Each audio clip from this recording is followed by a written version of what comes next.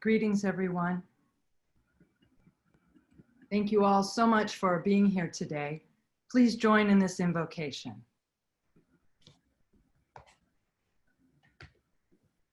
God of our hearts, God of our realization, we present ourselves here as vehicles for your light, life, and love. Use us. Guide our thoughts, words, and actions so that we may best contribute to the evolution of consciousness. So mote it be. So mote it.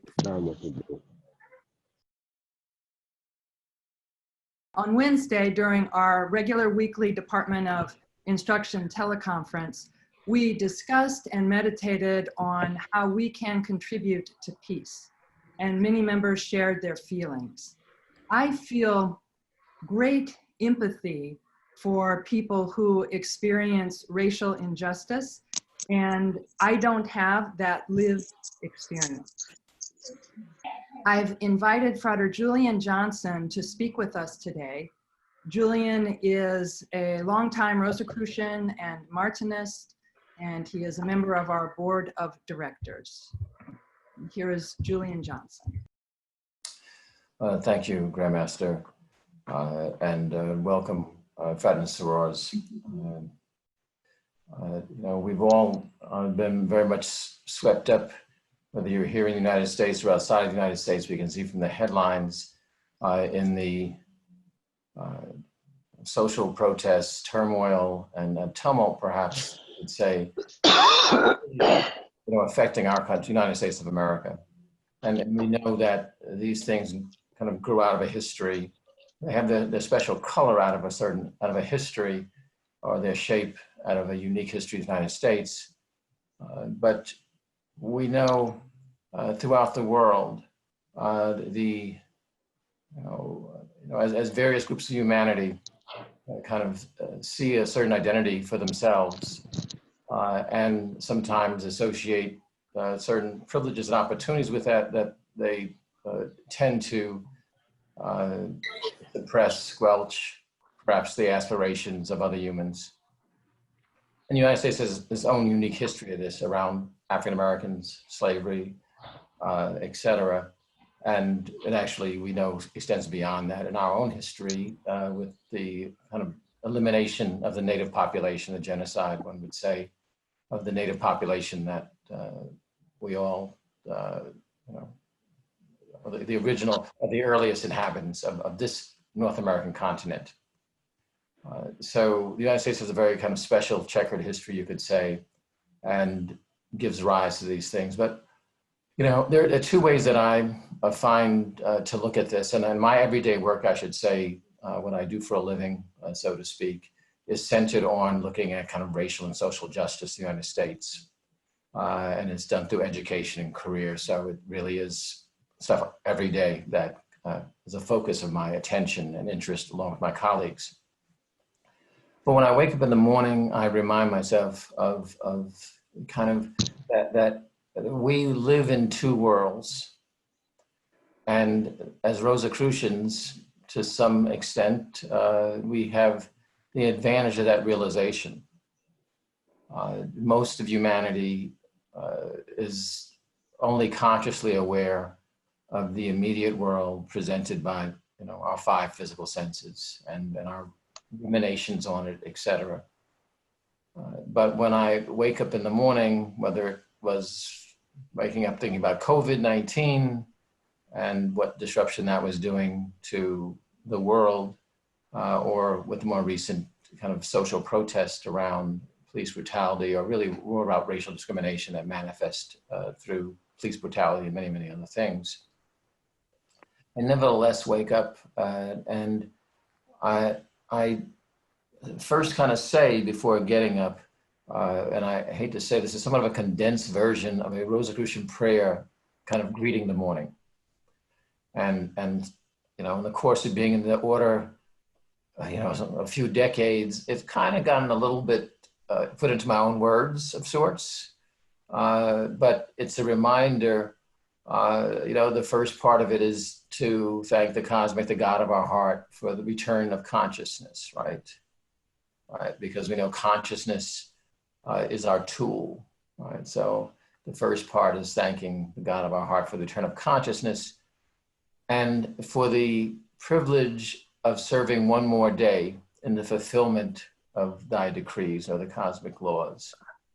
So it's thankful for the return of consciousness, which kind of connects us to that other part, that immortal part of ourselves, right? We come out of the immortal part and come to the conscious part that is ignorant of the immortal aspect of self, for the most part. And then our attention gets turned to fulfilling these laws and acting out these cosmic laws in our own lives. And then for the opportunity for the continued evolution of our soul personality, the language has changed. I'm slightly paraphrasing a tiny bit over time here, but the continued evolution of the soul personality of my soul upon this plane of existence. Right, so it reminds me, and I think it's designed to remind all of us, that we are existing in a larger world than the events that unfold in our lives, going to work, back and forth, whatever it may be, or what's on CNN. That we are existing in this larger cosmic drama, this drama, and I don't mean it to be dramatic so much, but it's a lived drama that takes place in the consciousness, the larger cosmic consciousness that we're part of. And recalling that gives me balance as I begin my day, so that as I look at, no matter what the headlines may be, of remembering that all of this is taking place in the cosmic sphere. The cosmic is not ignorant of its taking place. It's not something happening outside of the mind or consciousness of God, but is within it. And as we, as mystical students, know that we can plug perhaps our, thin wire into that cosmic consciousness, right? Sometimes it, maybe is larger and more robust, but we know even when we cross the threshold into the order, right? We're saying self unto self will speak. When we go before that mirror, our mirror and the candles, right? We're saying we're going to plug in and connect and commune with this other aspect of consciousness and reality. And it's leading us more toward the quote unquote actuality. So we know in a very elementary, basic foundational way that we can connect with this aspect, this cosmic consciousness, and that everything that's taking place in our experience is taking place within that cosmic consciousness. And as we connect with that cosmic consciousness and bring it into our consciousness, we see that it begins to unfold us and brings order and balance and harmony into our experience. Because our experience does exist in the cosmic.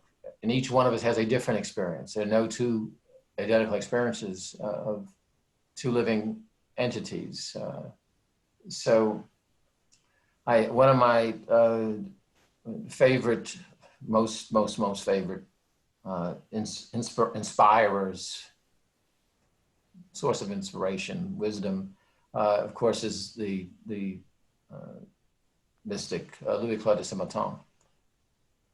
And two things kind of for me hone into this. One, and this is something that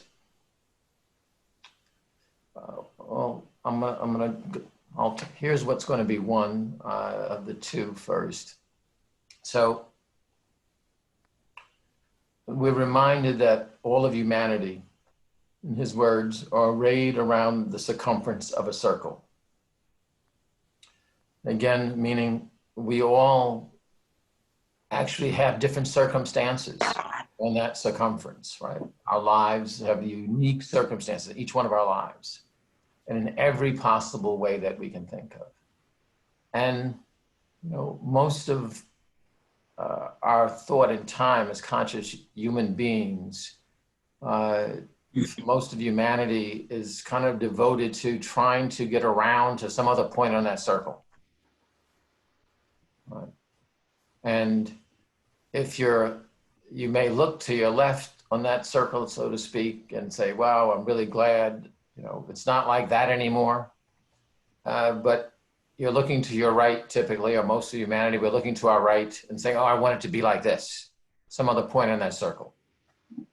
And I think to quote, I don't know whom actually, but it's a great quote, I think. They said, comparison is the killer of all joy, right? So we're always on that circle.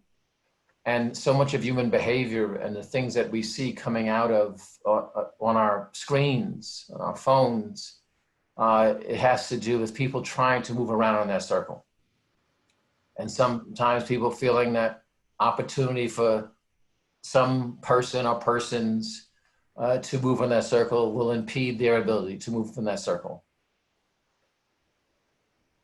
So much of human preoccupations are really around changing our material circumstances, and so much of, we will call it, you know, the less and most desirable parts of human behavior that comes out of the physical self and the preoccupations of the physical material self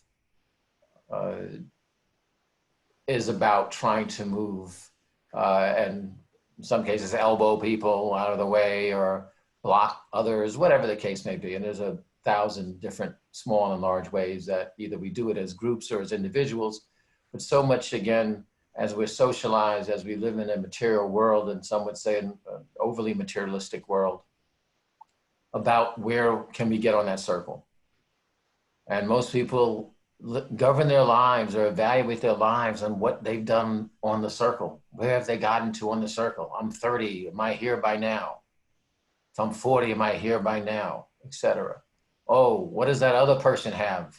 Is their house bigger, car, you know, more beautiful, family, went to better schools, quote unquote, etc. Right? So it's so much around that circle.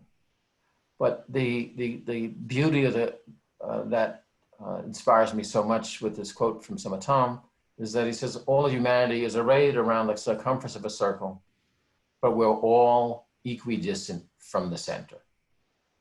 All right. So in the center, there's the same God given, God extended attributes, right? And there's that God in the center. There's God's in the manifestation, but our consciousness very often is lost out there in the manifestations. But if we go toward that center, right, that is how we are all identical. That is how we are all one. It's not by what material you have. Some are taller than others, some are shorter than others, some are faster than the others, some can do this, some can do that. We're different in all these array of manifestations. But the oneness, the image of God, right, is because of the center. And the beauty of mysticism, right, it shows us, and if we, you know, apply it, that when we go toward that center, everything changes. And it as I was thinking about this over the, you know, coming to the weekend, there's another way that metaphor about the circumference of a circle and a center, I think it's in many ways, you look at, you know, weather and tornadoes and the vortex, and there's this great tumult, obviously, around the perimeter, but in the center, there's a calm. And in many ways, life is like that, right? Around this perimeter, the periphery, there is all sorts of, and it's, you know, it's episodic. It may be quiet over here, but, you know, 200 miles away, something else is going on. Or in another country, something else is going on, right? So it may be calm and quiet for a little bit where one is, but we know in this larger circumference of sorts, right? There are all these different things taking place, and there's tumult there as human beings and humanity kind of works out its own evolution. As our Grandmaster referred to in the invocation, right? We're about working out this evolution. But in the center of this circle is the stillness, is the quiet, is the order. And it's not an order as imposed, it's an order of harmony. And as mystical students, what would say is useful to do is take yourself into that center. Not saying ignore what is outside of us, because we have an obligation and a duty to take what we find inside from that center, from our experience in that center, and allow it to inform the love and the caring that we take for all of humanity and living things, right? But we as mystical students have the advantage of being able to go into that center and reconnect with that center, realize that center. And I think we will find that center will create a peace around us, right? We will not, there's a lot of things in human consciousness that still have to be worked out. And, you know, likely if we look at ourselves, right, we can say, wow, there's a lot still to be worked out, right, in ourselves. In reality, numerically, most of humanity hasn't crossed the threshold that even we have been fortunate enough to cross. So there's so much to be worked out. Those things play out in the somewhat the constant rebalancing that happens in the material world to bring it to a finer point of equilibrium and justice and love and harmony, etc. So we find that when we personally go into these things, you can find a calm, you know, something that's made plain to us as Rosicrucians from very early on. And you see it in the Martinist teachings also, for those who pursued them. You want to, as we Martinists would say, enfold ourselves in the cloak. And that's really of, and you find in Rosicrucian terms in somewhat other language, but as we move our consciousness toward that center, it enfolds us so much in so many ways in a protective influence. And you know, we can look to extend that protective influence to our loved ones. And then through our work, as we will undoubtedly do, as we, you know, close this conference and today at some point, and then we do with other, you know, in our other Rosary activities, we look to extend that benevolence and beneficent influence out to all of humanity, all living things, to help further that harmony. Because what we're talking about is people just having to become aware. We have to become aware of our own nature, and our own nature, as compared to how we're educated to it. And I don't mean simply by what we learn in school, but just life's experiences, that we identify with the physical self. So when we look at the problems that the United States is grappling with at this moment, and grappling with overtly, the reality is, we know the problems are there, been there for literally hundreds of years, and they've kind of morphed in their shape. But they've been there, but it becomes out of our identification with this outer self, right? We think this one is different than that one, right? We do not see and recognize the universality, the sameness that's inside of all of us. And out of that, it plays out as our material mind and thinking kind of looks at how to benefit the material self.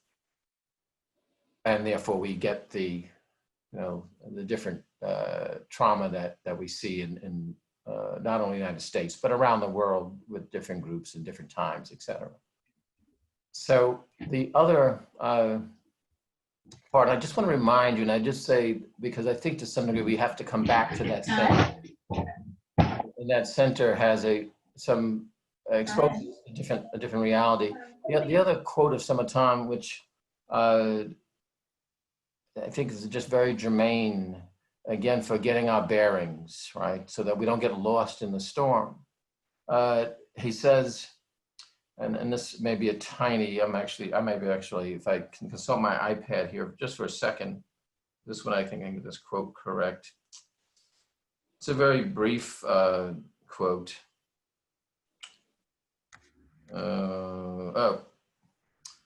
He says, if this world will seem to us after our death as nothing but magical illusion, why do we regard it otherwise at present?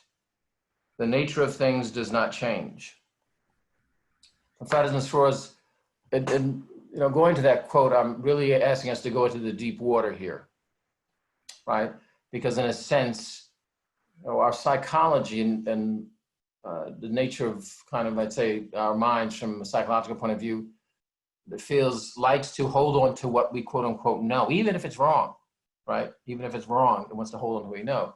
And I mentioned that quote because he said something very forceful there, right?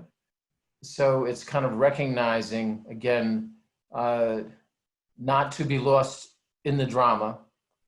There's ways to act on behalf of it, but not to be lost in it. I just finished a book looking at scientific evidence around the scientific, I should say, examination of near-death experiences. It's kind of a corollary kind of study of sorts to looking at reincarnation, the scientific evidence behind reincarnation. But if you kind of look at the near-death experiences, again, you see this same point that Samatana has made in one sentence or two sentences, right? So again, it's us coming back to realizing where we are in the universe, where we are in the cosmic, right? As we act then in our everyday lives, right? So I'm not saying to move away from what's in life. It can help inform us how we address what's in life, right? So there's a calm that kind of knowing what this is, but then also knowing, again, we'll say, our obligation out of the sense of oneness, because that's where we have to get to, right? We've got to realize the oneness of all creation, all manifestation, right? That's the cosmic consciousness that we seek to realize fully, right? So we have to get there, which means getting by the differences, the outer appearances that betray us. But I think you will find as a starting point to remember or try to remember, right? By going inside, going into that center in ourselves, recognizing that we exist in a cosmic space. That cosmic space has this divine intelligence imbued throughout it. In the words of Saint Luke, or at least attributed to Saint Luke in the Christian kind of scripture of the Acts of the Apostle, it says, God is that in which we live, move, and have our being. So in these very even tumultuous times, recommending to you is to remember and bring yourself back to it. Bring yourself back to it in the morning with the Rosicrucian invocation. You can find it somewhere. I'm sure we likely have it up on the website or something, and you can kind of get it as it's put there, but to remind when you wake up where you are and what we are part of. And then carry it out, but recognize that we have to live out love, because love is the expression of that oneness. And the things that impede us and keep us from doing it, those are things, therefore, that interfere with us living out that oneness. So, and when we do live out that oneness, as we move to live out that oneness, right, we begin to act to love thy neighbor as thyself, because we realize there is no difference, there is no separation, right? But if we come into that ground, it can be such a tool for us. So those are just some reflections that, my own spirit kind of has been benefited from, and remembering in the midst of all this, even though I do certain work every day that's focused on this, just remembering in the whole, it's humanity evolving, we're all evolving. You have to have love for one another, and recognizing these differences, or when humanity is focusing on a material self, the material self is trying to protect itself, but it knows not of its own nature, of its real nature. As we take time and we go in there, come work out of that inner nature, right? And then when we go into our meditations and look at the spiritual work we can do to contribute. The final thought I would leave you with is looking at, well, what can each of us do? And when we go into the imperatives, meditation and council of souls and things of this nature that we do, is that I thought about it. So it was like me meeting someone who's on the street, right? They may be homeless and have other needs, right? I can't give them a home, right? I can't say, here's a house, here's an apartment. I don't have the capacity to do that, but I can do something, right? And that something is meaningful. So when we get into the meditations and we go to meditate out on how to radiate these constructive thoughts to our brothers and sisters and living things in humanity, the further evolution, right? All of it contributes, right? All of it contributes. So there are many ways that we can contribute, and that's one of those. But the deeper we go in ourselves, right, which means you got to get through all that junk and gunk and stuff that's in us, right? So that we can find that oneness and that loving, that where we get past the identification with kind of the ego structure of identity. I'm Julian, I'm Tom, I'm this one, that one, et cetera, and I'm this background, that background, all those things that are totally made up, right? But as we get down and we go deeper, we are able to contribute more and to benefit humanity beyond the dollar you take out of your pocket or whatever the case may be, even if you can buy a house for someone. So those are just some thoughts to share. Professor Ross, that was quite a comprehensive and well-rounded discussion and so many points of view. And just looking at the chat, we could see how people picked up and responded to the various thoughts and perspectives that were all brought to this conversation. And also, I guess not surprisingly, we can sense how we as Rosicrucian students feel the impact of those things that take place around us.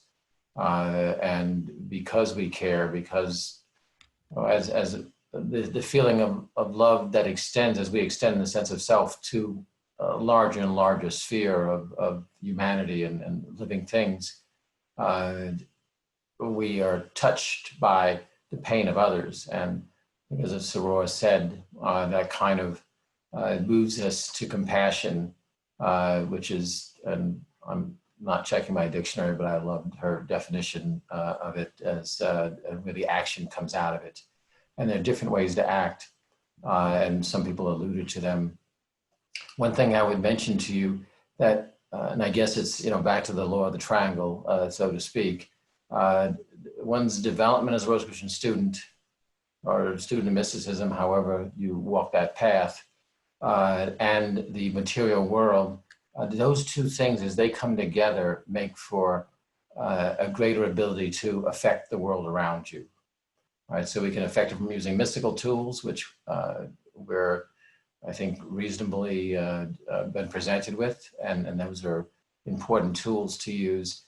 But you'll just find the efficaciousness of whatever it is creatively you want to set about to do to aid and support those things around you that will help bring in equilibration, in human terms, justice, or a more just world.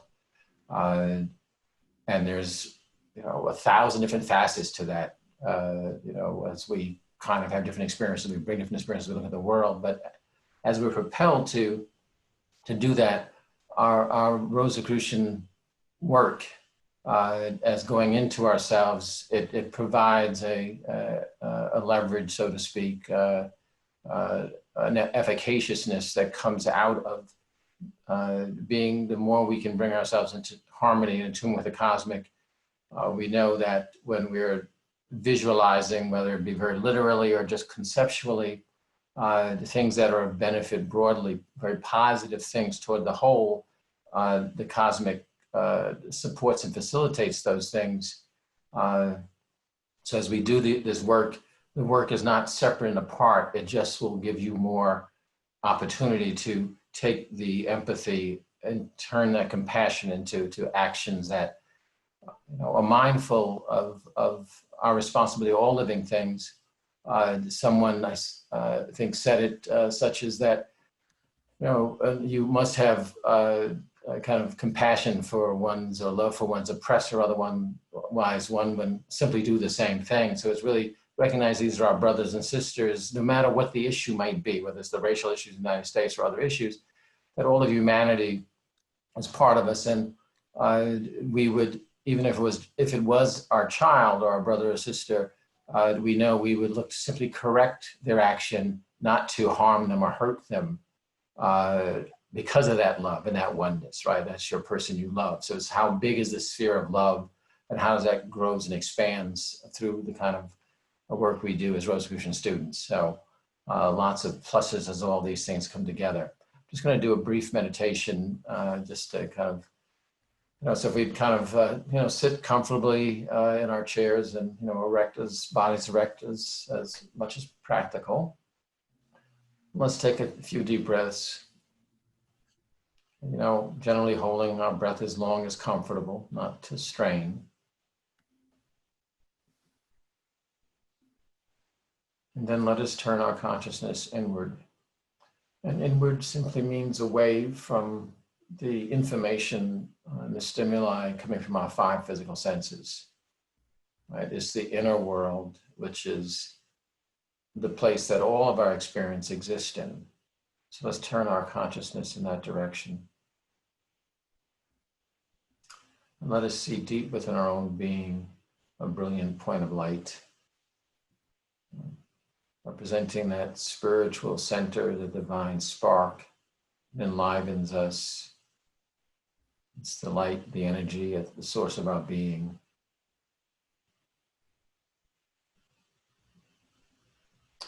And let us see ourselves moving slowly toward this light, deep within our own being. It's the God within. Let us have it commune with this expression of God, our conscious that we are. We go deeper inside toward this light.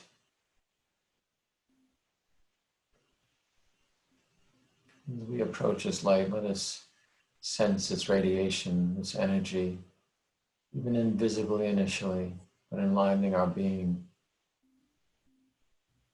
raising up our vibrations, diminishing the pull of the material self, allowing that universal self within us, the one that has no fear. It's outside of time. It's outside of place. Allowing that aspect of our being now pervade our consciousness.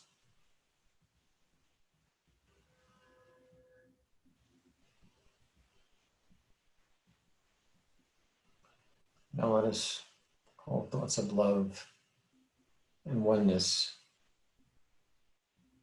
So we are bathed in this light. Let us radiate this light, this thought, this energy. Let us do it with this sense of compassion, recognizing that this light, this energy, will contribute to the advancement, the evolution of all living things, of all beings.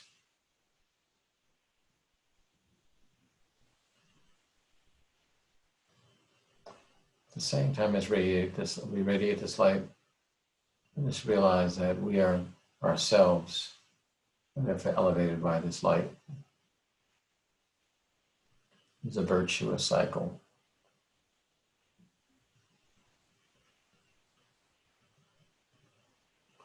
Let's radiate thoughts of compassion and love and help all of humanity, particularly those here in the United States who are at the moment faced with such trauma and difficulty. And let us do this and project this irrespective of what side of a police line any human being is on.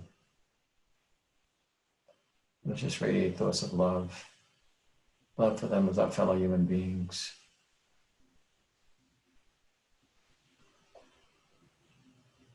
Let their spiritual aspect of self be able to shine through,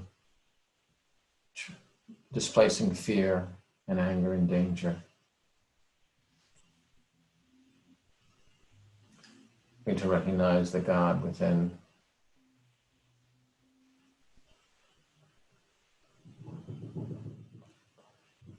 Removing fears of want and need, recognizing that the cosmic provides all.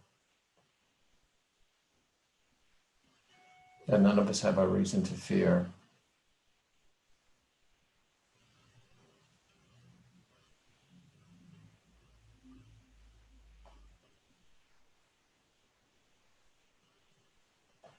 Let's now conclude with the Rosicrucian chant, which I'll recite, but each of you can sing in your own voice. A love that knoweth of no fear, a love that sheds a joyous tear, a love that makes me whole and free. Such love shall keep and hallow me.